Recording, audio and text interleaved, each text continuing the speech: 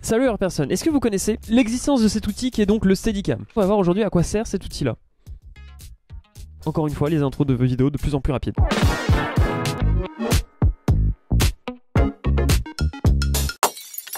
Je vais raconter un petit peu l'histoire de cet outil là. D'abord, imaginez-vous qu'avant cet outil là, on ne pouvait pas faire des mouvements de caméra aussi libres qu'on puisse voir aujourd'hui dans nos films à l'heure actuelle. Dites-vous qu'avant 1972, date de création de cet outil, pour créer un mouvement de caméra, ce qu'on faisait, c'était que la caméra, on la posait sur un trépied qui était lui-même posé sur un rail. On déplaçait la caméra sur un rail. Ce qui ne donnait pas beaucoup de place à un mouvement énorme au niveau du sol. C'est-à-dire que la caméra, elle pouvait faire simplement des allées gauche, droite, tout droit. En tout cas, des mouvements droits. Mais dès lors qu'il fallait tourner un peu, ce sera très léger. On ne pouvait pas vraiment prendre la cam et se déplacer et faire des zigzags dans tous les sens dans une petite pièce ou une grande pièce. C'était compliqué d'imaginer ça, lié au fait que la caméra soit extrêmement lourde. Et si vous la prenez à la main, à ce moment-là, l'image ne sera pas fluide, hein, comme sur un travelling. Elle sera véritablement, on sentira qu'elle sera portée à ce qu'on appelle une caméra épaule, c'est-à-dire des mouvements assez saccadés, qui est encore utilisé, hein, parce que ça crée un rythme assez saccadé et donc un côté assez nerveux à l'image, ce qui est souvent le cas quand on va filmer une situation de crise. On va souvent prendre une caméra à l'épaule, mais des fois, pour le besoin d'une scène qui est très calme, très posée, et qu'on veut suivre un personnage qui se balade un peu dans tous les sens dans une pièce, dans la réalisation, on a envie d'avoir une image qui suit le personnage dans tous les sens en faisant des zigzags, tout en ayant une image fluide, ce qui, avant 1972,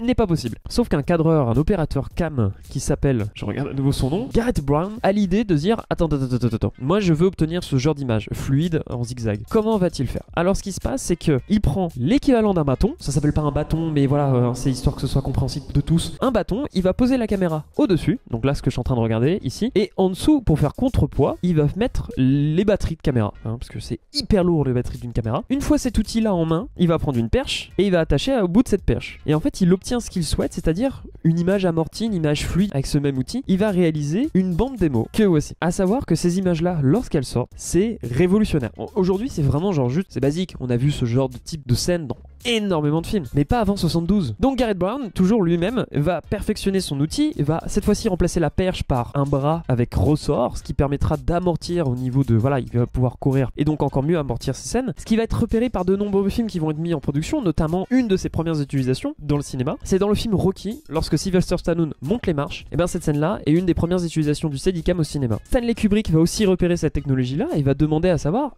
est-ce que c'est possible de filmer au ras du sol avec ce même outil pour la scène de The Shining, de filmer en grand angle, très près du sol, histoire de voir, comment il s'appelle déjà? Ah, j'ai oublié. Jack Nicholson, c'est ça. Pour pouvoir vraiment rendre Jack Nicholson monstrueux dans la scène. Et ensuite, on va multiplier les apparitions de ce genre d'outils dans Casino et dans énormément de films qui vont suivre. Et à l'heure actuelle, c'est encore un outil qui est extrêmement utilisé. Je vais vous montrer, j'en ai un sous la main, donc je vais en porter un pour vous montrer à peu près comment ça marche au niveau du mécanisme. Bah, je vais le porter maintenant d'ailleurs. Ah, punaise, sous le bras.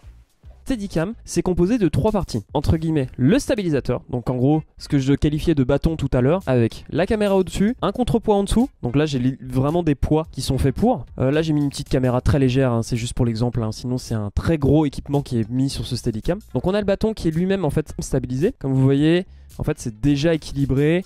Je peux déjà le porter à la main, mais c'est très très lourd. Donc oui, ça va pouvoir stabiliser les mouvements de gauche, droite, en haut, en bas. Sauf que le but, c'est de marcher avec. Et en fait, quand vous allez marcher avec, votre main, elle va faire ça. Ça va se voir à l'image, ça va pas être très propre. C'est pour ça qu'est composé les deux autres parties.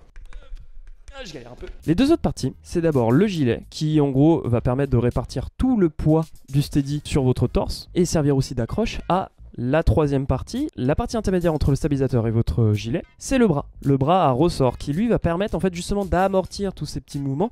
Là par exemple, je peux sauter et vous voyez bien que la cam reste droite. Et c'est ça qui est assez fou en fait, c'est que du coup, hop, elle va amortir, donc elle va avoir peut-être des légers mouvements de haut en bas. Mais en fait en réalité, saute assez fort, assez haut, et finalement la caméra reste à peu près du même niveau. Et c'est ça en fait qu'on essaie d'obtenir.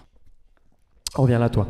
Alors ce genre d'outil n'est pas évident à utiliser. Ça demande beaucoup de mois d'entraînement et c'est littéralement un métier. Et voilà, une fois qu'on sait ça, on sait que c'est un outil qui demande beaucoup d'entraînement. Est-ce qu'il y a un remplaçant à ça? Oui, il y a ce qu'on appelle les stabilisateurs en 3 axes. Et c'est les Ronin, c'est tous ces stabilisateurs qu'on connaît à la main. Et c'est bien pratique parce qu'en fait, ça permet à un grand public d'avoir accès à ces images hyper fluides. Et on peut même combiner les Ronin avec des stabilisateurs comme ça. Mais en fait, encore, avec ces stabilisateurs 3 axes, on est encore limité par certains mouvements. C'est littéralement une machine qui choisit à votre place les mouvements qu'elle va faire. Donc oui, vous allez manipuler et vous allez vous adapter selon ce que vous connaissez de la machine, les réactions qu'elle va avoir selon vos mouvements. Dans le grand public, on demande rarement de la précision ultime. Donc ça fait bien l'affaire, les stabilisateurs Ronin, tout ça dans le grand public.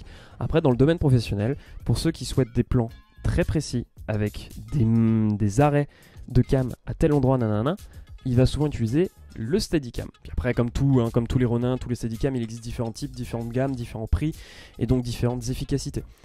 Et voilà, j'espère que cette vidéo vous aura plu. Moi, elle commence à être extrêmement lourde cette vidéo. Merci d'avoir regardé cette vidéo, abonne-toi, je fais 2 vidéos par semaine, je fais un podcast toutes les semaines et on live quasiment toutes les semaines. Si tu veux soutenir cette chaîne, tu sais ce qu'il faut faire. Merci à toi d'avoir regardé cette vidéo une nouvelle fois. Ciao, à plus.